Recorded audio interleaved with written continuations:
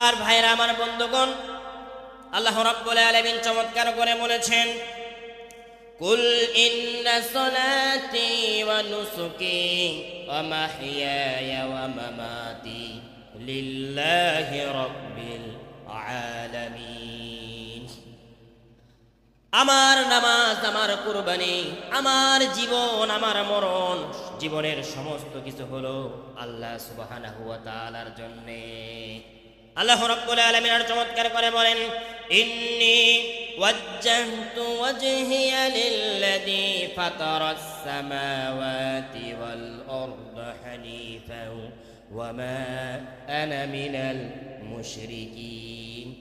একমাত্র আল্লাহ সুবহানাহু ওয়া তাআলার দিকে মুখ ফেরাইতে হবে, যিনি আসমান এবং জমিন সৃষ্টি করেছেন।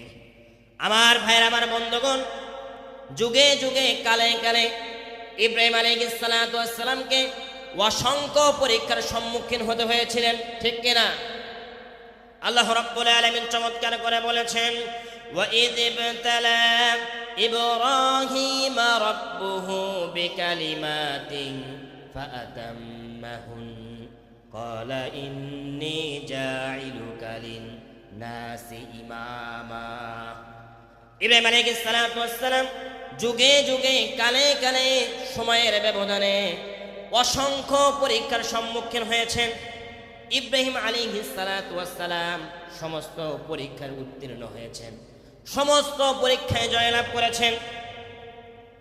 ইব্রাহিম আলাইহিস সালাতু ওয়াস সালাম ৮৬ বছর বয়সে আল্লাহ সুবহানাহু ওয়া তাআলার কাছে দোয়া করলেন, রব্বি হাবলি মিনাস সালিহিন, ও রব্বুল আলামিন আমাকে একটা নেক সন্তান দান করেন। আল্লাহ রাব্বুল আলামিন ফাবাশশারনাহু বিগুলামিন হালিম, তাকে একটা নেক সন্তান দান করলেন। নেক সন্তান দান করার পরে আল্লাহ রাব্বুল আলামিন আদেশ করলেন, তোমার আহলিয়া, তোমার সন্তানকে মরুভূমির মধ্যে রেখে আমার ইবাদতে মগ্ন হয়ে যাও। রব্বানা ইন্নী আসকানতু মিন যুররিয়্যাতি বিওয়াদিন গায়রি যি যার'ইন 'ইনদা বাইতিকাল মুহাররাম রব্বানা লিয়ুকিমুস সালাতা ফাজ'আল আফইদাতাম মিনান নাসি তাহবি ইলাইহিম ওয়ারযুকহুম মিনাস সামারাতি লাআল্লাহুম ইয়াশকুরুন। আমার ভাইয়ের, আমার বন্ধুগণ, ইব্রাহিম আলাইহিস সালাতু ওয়াস সালামকে অর্ডার করলেন, তোমার সন্তান, তোমার আহলিয়াকে মরুভূমির মধ্যে রেখে হিজরতে যাও, আমার ইবাদত করো। আল্লাহ রাব্বুল আলামিন অর্ডার করলেন, ইব্রাহিম আলাইহিস সালাতু ওয়াস সালাম তার সন্তানকে মরুভূমির মধ্যে রেখে, সেখানে কোনো চাষাবাদ নাই, কোনো পানি নাই, কোনো কিছু নাই, সেখানে রেখে চলে গেলেন। আল্লাহ রাব্বুল আলামিনের কাছে দোয়া করলেন, রব্বানা লিয়ুকিমুস সালাতা ফাজ'আল আফইদাতাম মিনান নাসি তাহবি ইলাইহিম ওয়ারযুকহুম মিনাস সামারাতি লাআল্লাহুম ইয়াশকুরুন। ও রব্বুল আলামিন, তারা যেন নামাজ কায়েম করে মানুষের মহব্বত তাদের দিকে ঝুঁকায়া দেন, তাদের প্রতি যেন মানুষের ভালোবাসা সৃষ্টি হয়, ফলমূল দিয়ে ভরপুর করে দেন। ইব্রাহিম আলাইহিস সালাতু ওয়াস সালাম দোয়া করে চলে গেলেন। ইব্রাহিম আলাইহিস সালাতু ওয়াস সালাম চলে গেলেন, ছোট বাচ্চা ৮৬ বছর বয়সে পাইছে। আল্লাহ সুবহানাহু ওয়া তাআলা পরীক্ষা করতেছে, আমি তোমাকে সন্তান দিলাম বিদ্যা বয়সে, রেখে চলে যাও। পরীক্ষা। নমরুদ ইব্রাহিম আলাইহিস সালাতু ওয়াস সালামকে যখন আগুনের মধ্যে ফালানোর জন্য বললেন, আল্লাহ রাব্বুল আলামিন তার হাবিবকে বললেন, চলে যাও। আল্লাহ রাব্বুল আলামিন ইব্রাহিম আলাইহিস সালাতু ওয়াস সালামকে বললেন, আগুনের মধ্যে ঝাঁপায়া পড়ো, কোনো সমস্যা নাই, আগুন তোমার কিচ্ছু করতে পারবে না। কুল্লা ইয়া নারু কুনি বারদাও ওয়া সালামান আলা ইব্রাহিম।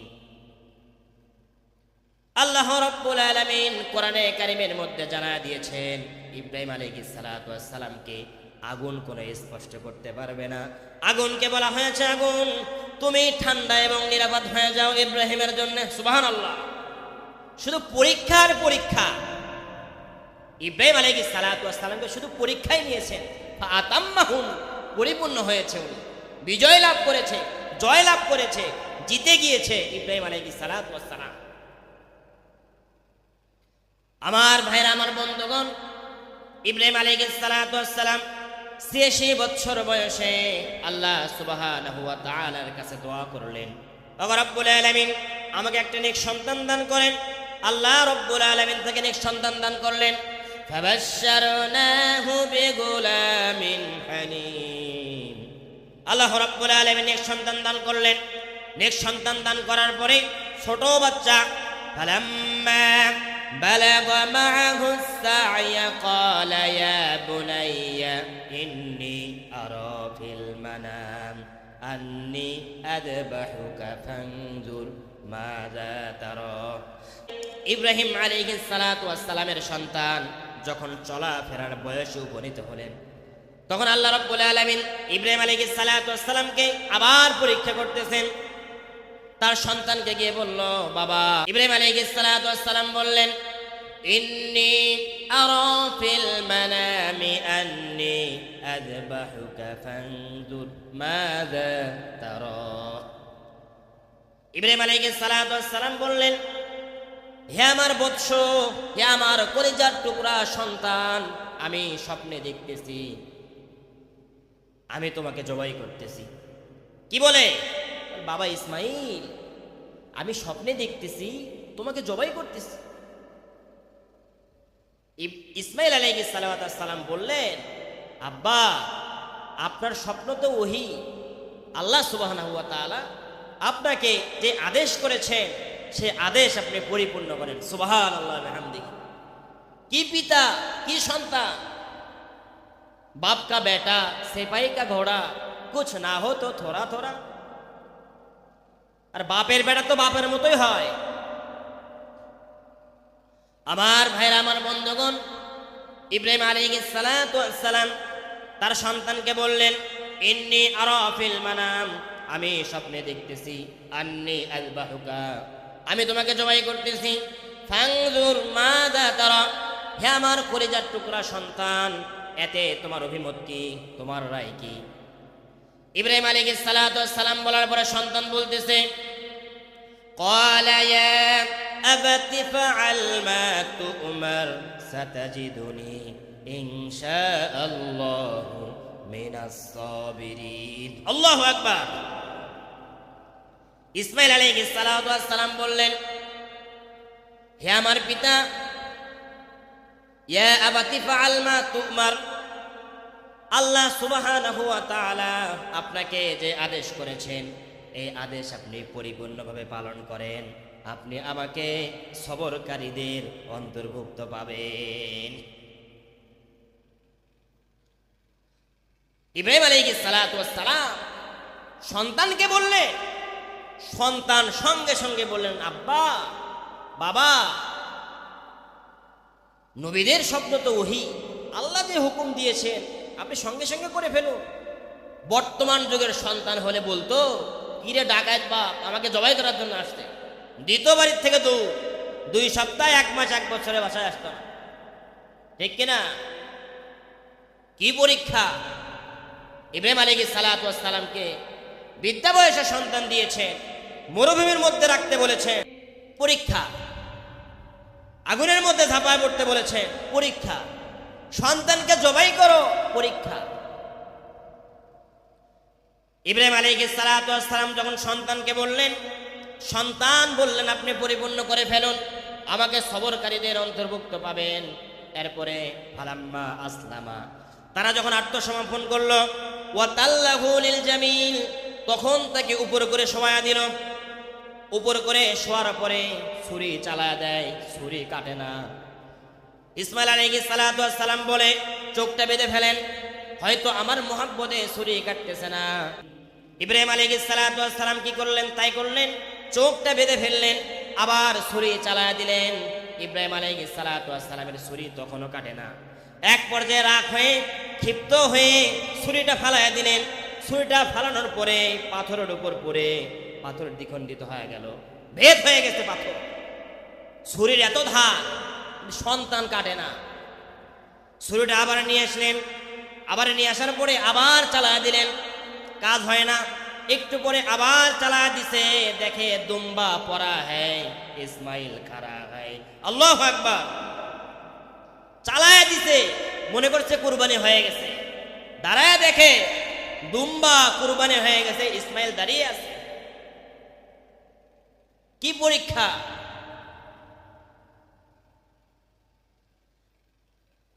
ইব্রাহিম আলাইহিস সালাতু ওয়াস সালামকে আল্লাহ রাব্বুল আলামিন কোরআনে কারীমের মধ্যে জানায় দিয়েছেন, ওগো আমার খলিল, ওগো আমার হাবিব, ওগো আমার বন্ধু, কদ সাদ্দাকাতুর রুইয়া, তুমি স্বপ্নকে বাস্তবায়ন করিয়ে দেখিয়েছো। ইন্না কাযালিকা নাজিসিল মুহসিনিন, এরকম করে নেককারদের প্রতিদান আমি আল্লাহ দিয়ে থাকি। ইন্না হাযা লাহুয়াল বালাউল মুবিন, নিশ্চয় এটা তোমার জন্য অনেক বড় একটা পরীক্ষা। কি পরীক্ষা দিয়েছেন? وَإِذِ ابْتَلَى إِبْرَاهِيمَ رَبُّهُ بِكَلِمَاتٍ فَأَتَمَّهُنَّ قَالَ إِنِّي جَاعِلُكَ لِلنَّاسِ إِمَامًا। আল্লাহ রাব্বুল আলামিন অসংখ্য পরীক্ষার সম্মুখীন করেছেন, যুগে যুগে, কালে কালে, সময়ের ব্যবধানে। মানুষ যত বড় হয় তার পরীক্ষা তত বড় হয়। এত পরীক্ষায় উত্তীর্ণ হওয়ার পরে, জিতে যাওয়ার পরে ওনাকে বলেছেন, তোমাকে আমি মুসলিম উম্মার ইমাম বানাবো। ক্বালা ইন্নী জাইলুকা লিন-নাসি ইমামা। তার মানে বোঝা গেল, সমাজের মধ্যে নেতা হলে গেলে, সমাজের মধ্যে নেতা হতে চাইলে পরীক্ষা দিতে হবে, নামাজ পড়তে হবে, নামাজ কায়েম করতে হবে, অসৎ কাজগুলোকে বাধা দিতে হবে, মদে বাধা দিতে হবে, সুদে বাধা দিতে হবে, জুয়াতে বাধা দিতে হবে, কেসিনোতে বাধা দিতে হবে। বড় বড় পরীক্ষার সম্মুখীন হয়ে নেতা হতে হবে। আজকে মসজিদের সভাপতি জুয়া খেলে, সুদ খায়, ঘুষ খায়। মসজিদের সভাপতি হলে আপনাকে পরীক্ষা দিতে হবে। সৎ কাজে আদেশ করতে হবে আপনাকে, অসৎ কাজে নিষেধ করতে হবে।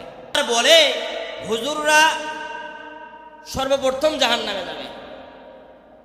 মসজিদের সভাপতির ভাষণা, নামধারী সভাপতি, তাই হুজুররা জাহান্নামে যাবে। আমি বলবো, আরে বেটা, হুজুররা জাহান্নামে যাবে, এই যে কুরবানির কথা, সামনে কুরবানির মাসালা আসবে, এগুলো সবকিছু জানা তো ফরজ। তোমার মাসলা মাসাইল যেগুলো শেখা জানা ফরজ, নামাজ শেখা ফরজ, নামাজের যত মাসালা আছে জানা ফরজ।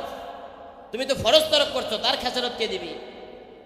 রোজা রাখো, রোজার যে মাসলা মাসাইল আছে এগুলো জানা তোমার জন্য ফরজ, এর খেসারত কে দিবে? তুমি শিখছো? যাকাত সম্পর্কিত যত মাসলা মাসাইল আছে যেগুলো আপনার জন্য প্রয়োজনীয়, এগুলো শেখা আপনার জন্য ফরজ। তা আপনি ফরজ লঙ্ঘন করেছেন, তার কোনো খবর নাই। আরে হুজুর তো আপনার থেকে অনেক তপ্পা উপরে আছে। কেন? সে তো ফরজগুলো শিখেছে। আল্লাহ আপনাকে জিজ্ঞেস করবে, এই মিয়া তুমি ফরজ শেখোনি কেন? তো ওই জায়গায় তো হুজুর আগে চলে যাবে, শিখছে।